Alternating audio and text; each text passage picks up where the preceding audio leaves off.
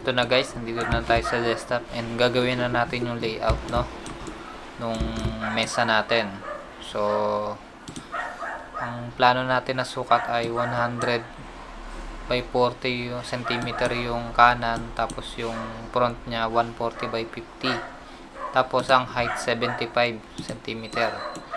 So ganyan ang gagawin natin. Unang-una muna, punta na tayo ng square. Ayan, nakalagay doon 100 by 40. So click lang natin na ganyan, tapos 100 comma and then 40.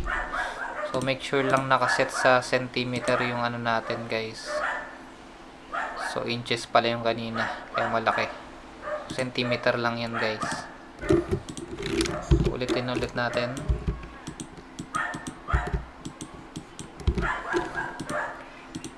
Yan, naka centimeter na tayo. 100 by comma 40. Yan, ganun lang talaga siya kalait. So ang plywood kasi nagagamitin natin ay 16 mm. So sa centimeter 1.6 siya. Yan, almost 3/4. So make group, make sure selected natin sa make group yun. Tapos sunod naman, pangalawa naman ay 140 by 50.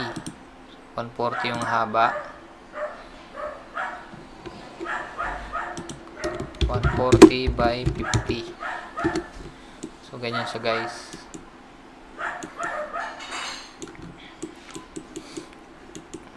Ayan. So ang gagawin ko, iusog ko to. Ayoko siyang ganyan. So gusto ko buo tong malaki. So ganun ulit, push. Ito yun guys, push. Tapos click, tas bitaw 1.6. Make group ulit. Triple click pala to guys. So triple click, tapos right click, make group. Para isang buong, ayun, no, pagka-click mo na ganyan, isang buo siya. Kasi pag hindi mo minake group yun, magkakaroon ng problema sa ano, sa object. May stretch yung gilid. Hindi katulad nito, pag minove mo, yan lang mismo yung mamumove. So ito, pag minove mo to, yan lang yung mamumove. So pag hindi mo na minake group yun, eh pareho silang mamumove. So magkakaroon ng problema yung drawing nyo. So dito naman sa paahan, dito tayo sa paa. Okay na tayo dyan. Maglalagay siguro ko ng ano dito, ito, click nyo to, offset. Lalagay ako ng pagitan, no, doon sa paa para yung disenyo nya. So 1 inches. Tayo sa inches. 1 inches tayo. Type lang 1. Then yan, kung makikita nyo, puro 1 inches na yan, no? Yan. Lahat ng side nya 1 inches. So ganun din dito, double click. Click yung offset.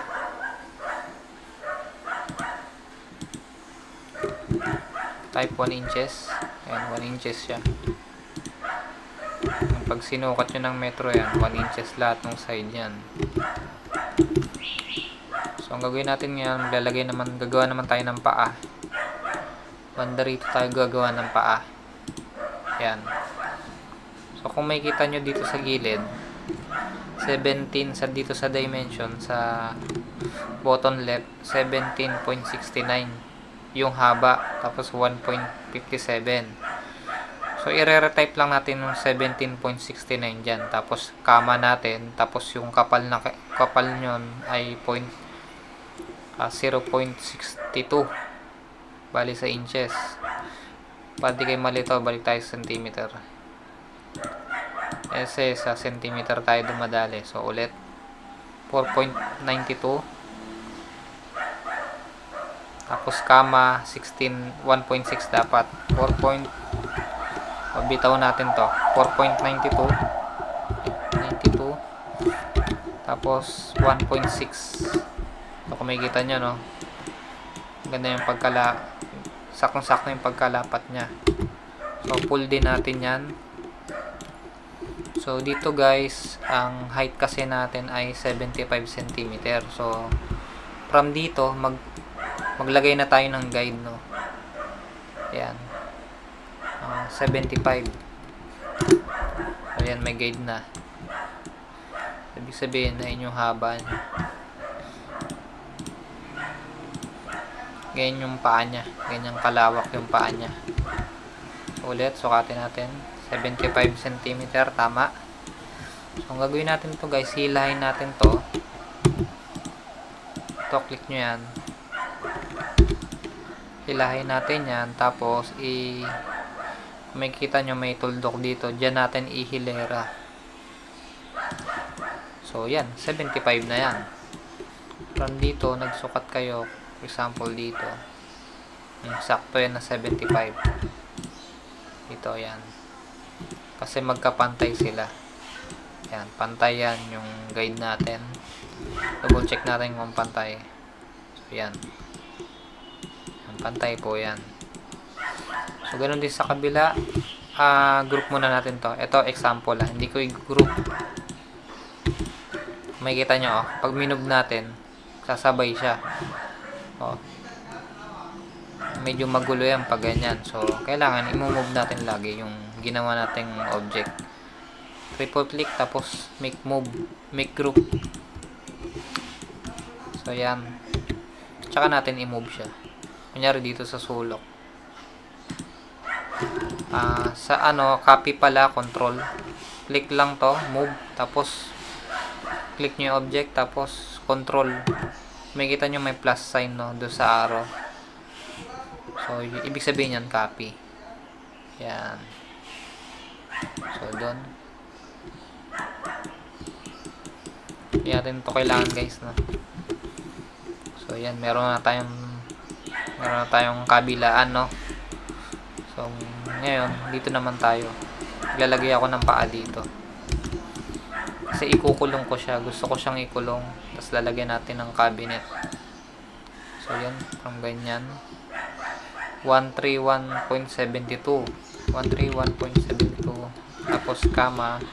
Ganun pa rin yung kapal. 1.6. So, yan. Tsaka natin hilahin ulit. Pwedeng hanggang dito lang siya.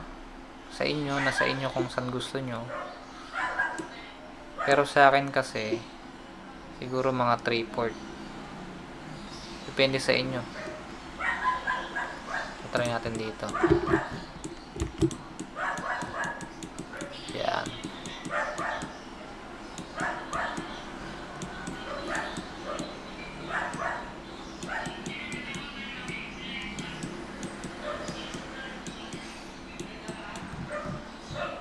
Tapos guys,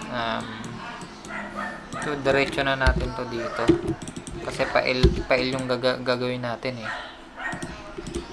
Yan. L-type yung gagawin natin na ano. Tapos sunod dito naman. Ayan, same procedure.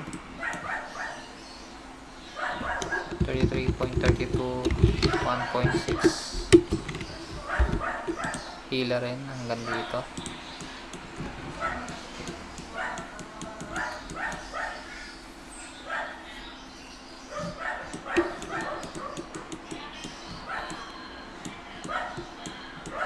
Ano pa bang pwede natin gawin dito?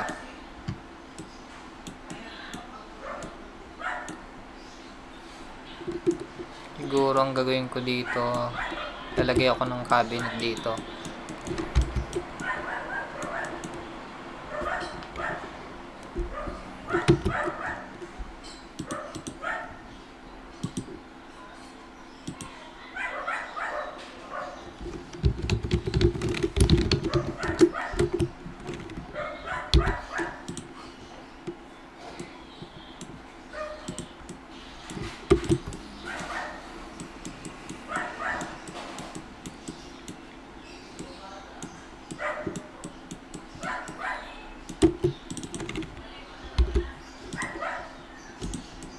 Pag ganyan siya.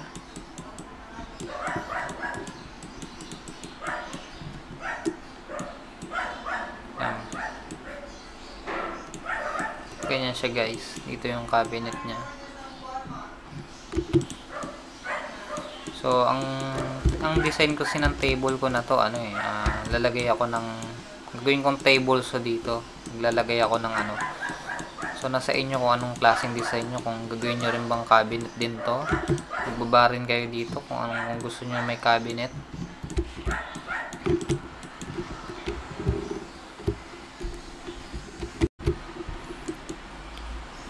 Okay guys, dito guys, lagyan siguro natin dito ng ng divider.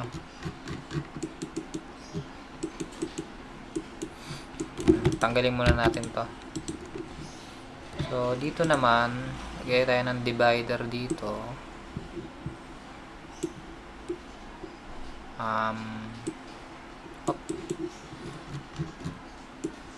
Mali ata to, hindi nakasagad.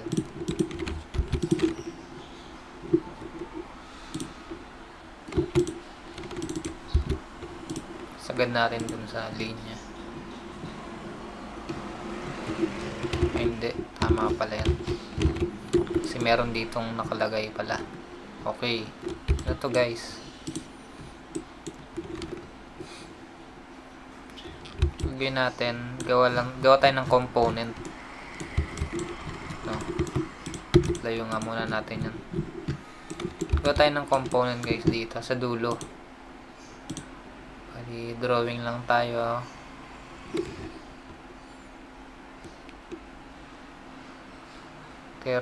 Bali ano siya? 31.72 1.6 31.72. So yan guys, no, banatin natin.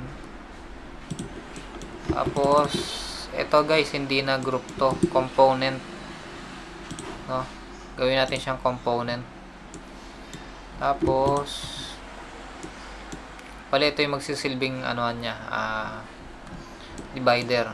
So click natin yan, pilitin natin sa keyboard M itong move, shortcut key ng move, tapos control, copy.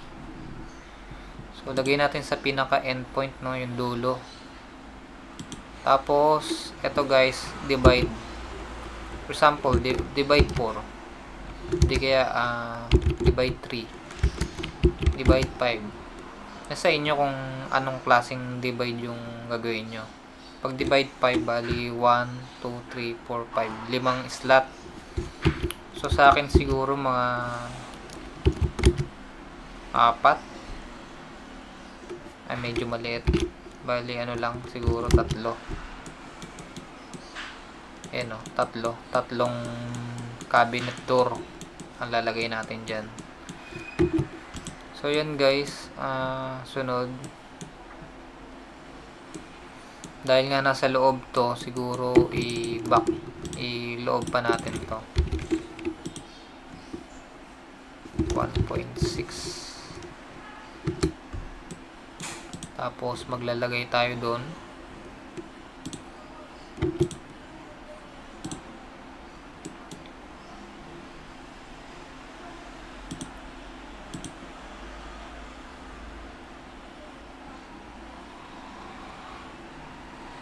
Diyan, maglalagay tayo diyan. Pangharang niya.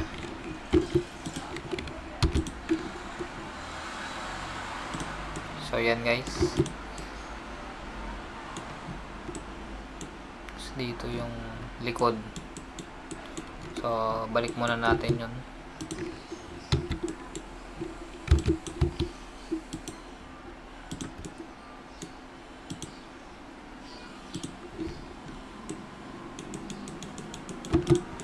So ito, pag binuksan natin to, move na muna natin. Diyan natin lalagay yung mga tools.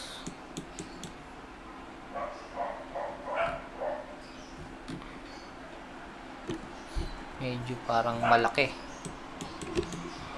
Medyo malaki naman para sa akin. Pero okay na to.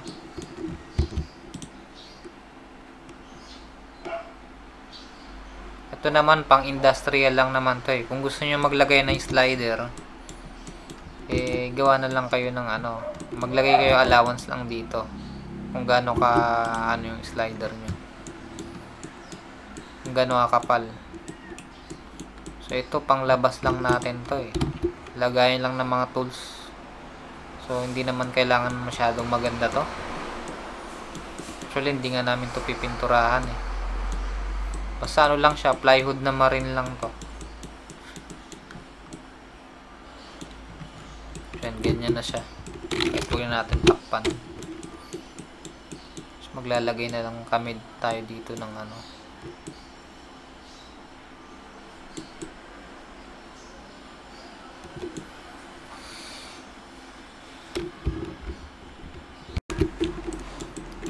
okay na siguro to guys. Siguro ito pantay natin dito. Ayan, pag ganyan siya.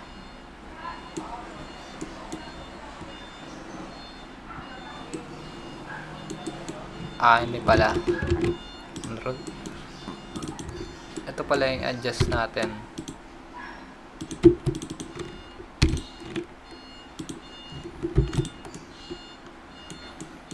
Siguro okay na siyang ganyan.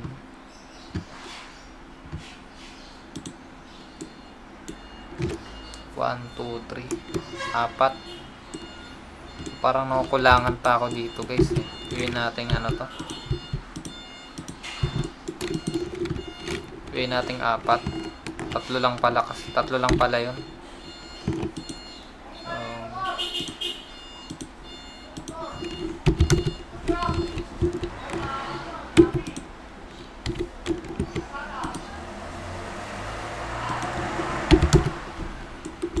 So yan, 4 na siya. 1, 2, 3, 4. So okay na to guys, no? Ito na yung gagawin nating plano.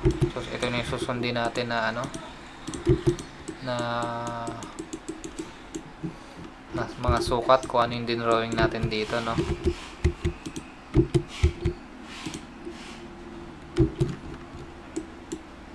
So yan, for example, ganyan yung tao, no?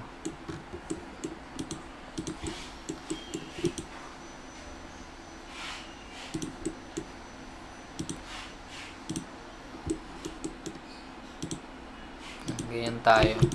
Sample, ganyan yung tao. Yung tayo maghihiwa tayo dyan.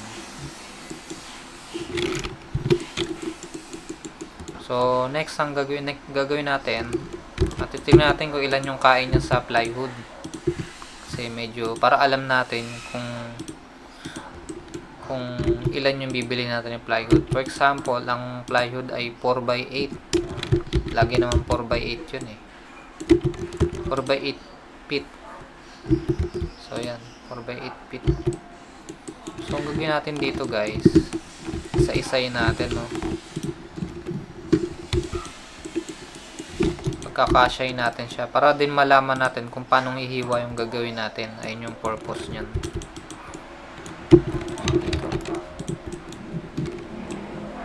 Hop. Hindi pala nakabatak to. Hindi siya naka-group. Okay, yun. Gets ko na. So yan guys, huwag kalimutang mag-group. Kasi katulad kanina, parang wala naman siyang thickness. So yan. Puro pahalang siguro to.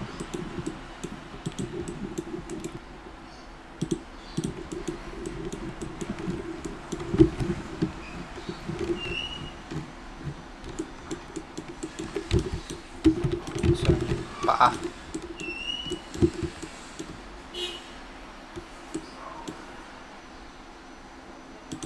Palagay ko mga 1.5 ito yung kain na ito eh.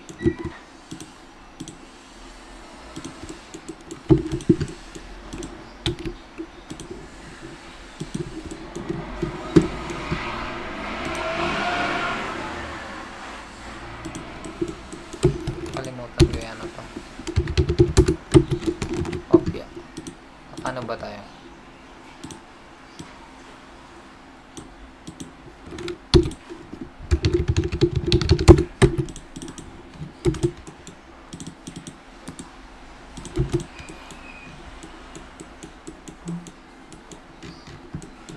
peraso to.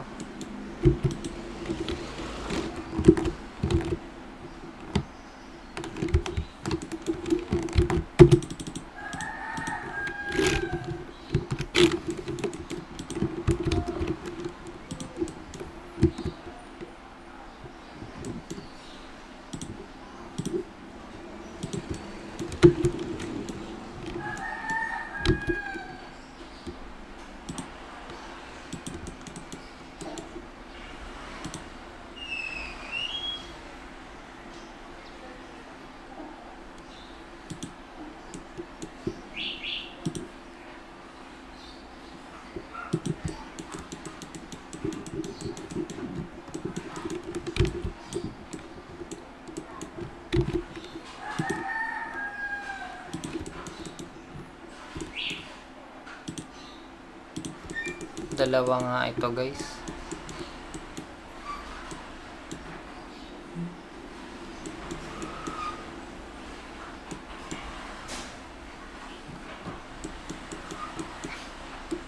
Bali ano to, labelan natin.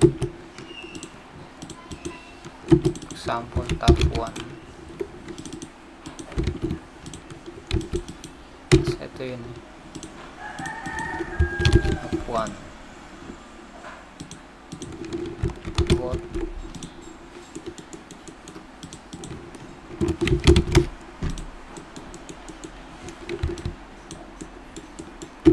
Right.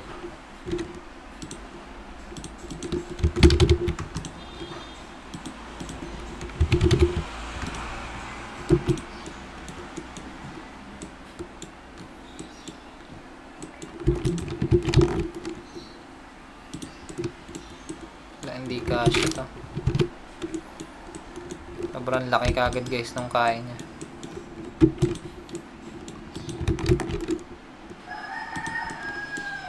Ito rin, hindi rin kasya.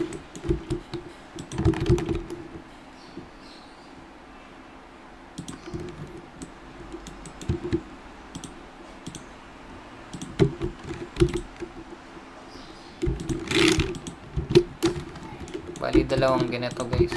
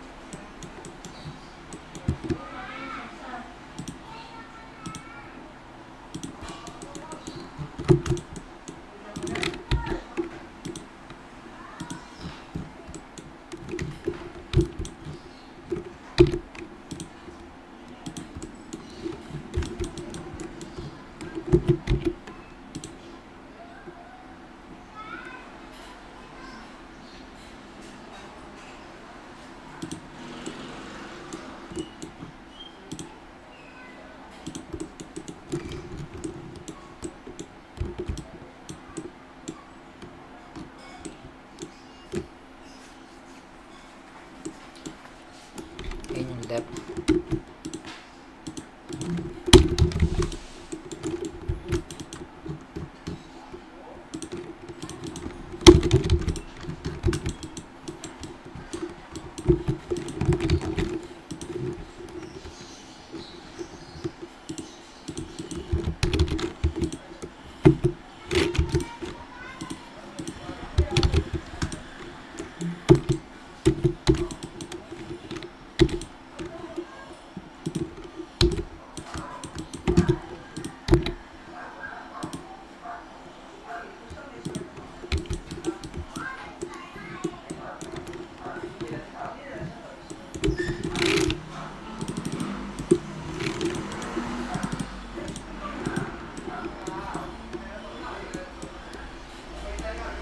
So ito mukhang same size lang sila guys, no? Try natin.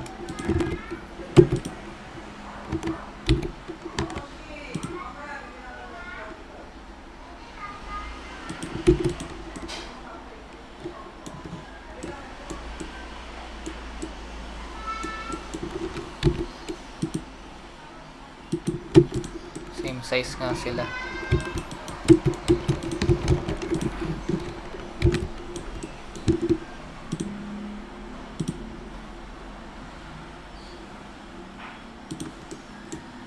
So,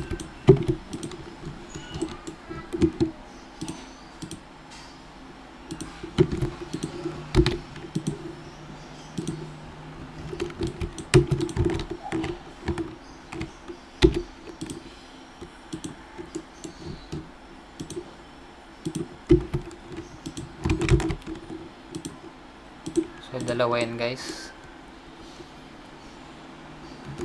Tawag natin dyan L1, L2. So, yan yung L1, L2.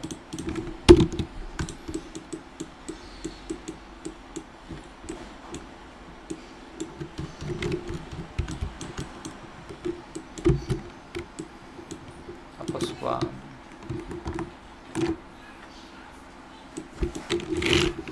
Balik to guys, tanggalin na natin to, hindi naman kailangan yan.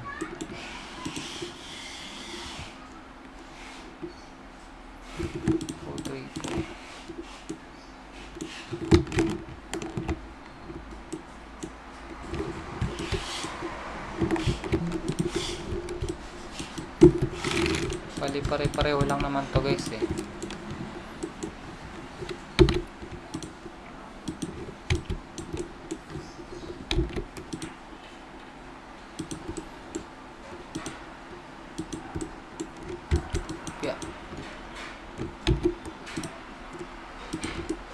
Ayaw niya pumunta doon ah.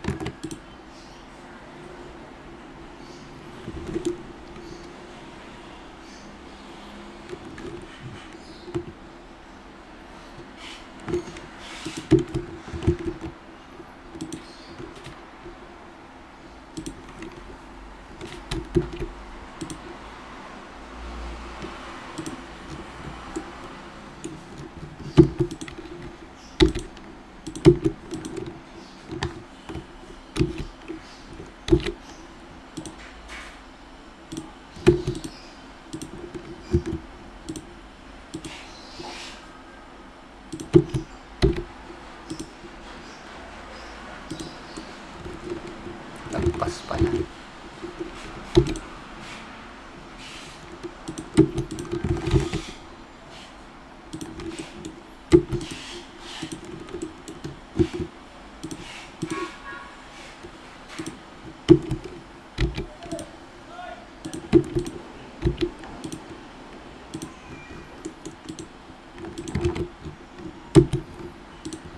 Lagyan natin ito D1, D2, D3,